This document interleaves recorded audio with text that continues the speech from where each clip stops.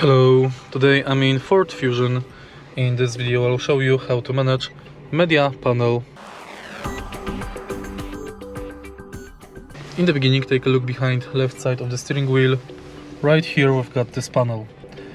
Press the button Vol plus to increase volume, volume minus to decrease it.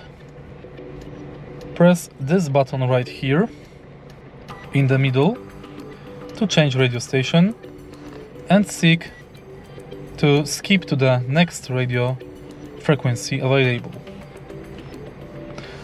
And that's basically it. If you find this video helpful, please leave like, comment and subscribe.